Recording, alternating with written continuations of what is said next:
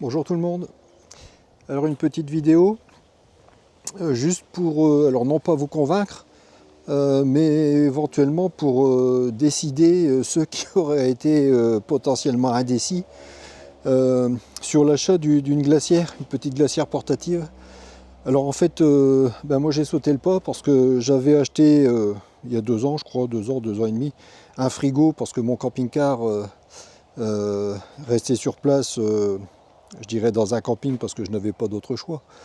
Et le frigo restait sur place aussi. Donc c'était, je dirais, un élément supplémentaire pour me donner du froid, notamment quand il faisait très chaud. Mais étant donné que j'ai racheté un fourgon, le frigo ne m'était plus d'aucune utilité. Alors j'ai acheté cette fois cette petite glacière.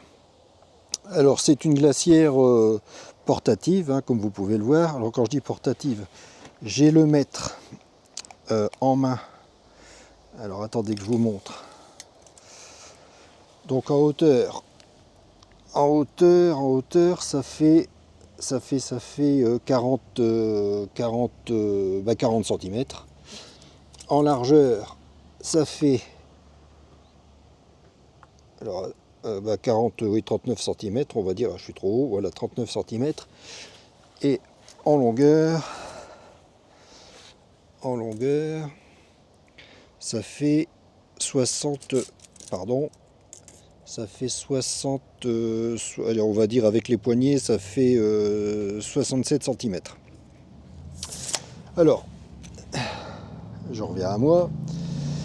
C'est très pratique parce que l'avantage, c'est que ça fait du froid comme le réfrigérateur de votre maison. En fait, le système, c'est un système à compression, c'est-à-dire que vous avez un compresseur comme le réfrigérateur ou le congélateur que vous pouvez avoir chez vous.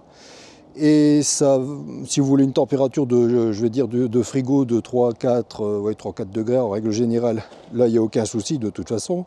Et l'avantage, c'est que ça descend jusqu'à moins 22.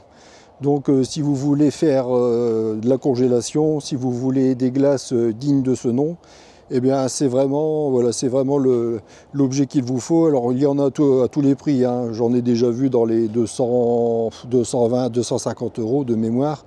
Et puis vous avez évidemment beaucoup plus cher. Alors ça c'est pour le budget, c'est à vous de voir évidemment.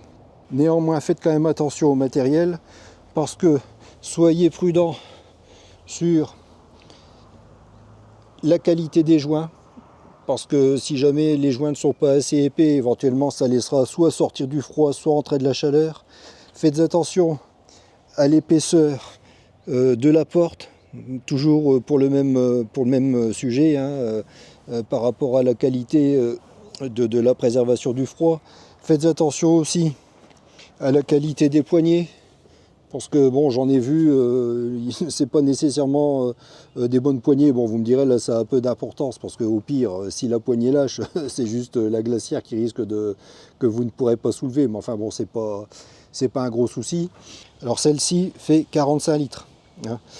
Par rapport à la taille dont j'ai précisé les dimensions, pour moi c'est largement suffisant. Et c'est un gros outil d'appoint, je dirais, pour garder le froid, notamment quand il fait très chaud. Et puis même, ça fait, je dirais, si vous avez, que ce soit un gros frigo dans votre véhicule, ou si vous avez un frigo légèrement trop petit par rapport à vos besoins, et ben c'est vraiment quelque chose qui vous rendrait service. Pour le poids, de mémoire, elle fait quand même 16 kg. Bon, c'est quand même très raisonnable. Et voilà, j'ai pas grand chose d'autre à vous dire de plus. Sinon qu'il est absolument certain que si vous étiez, comme je l'ai dit tout à l'heure, si vous étiez indécis, ça vous rendra vraiment de fiers services. Voilà, allez, là-dessus, à la prochaine.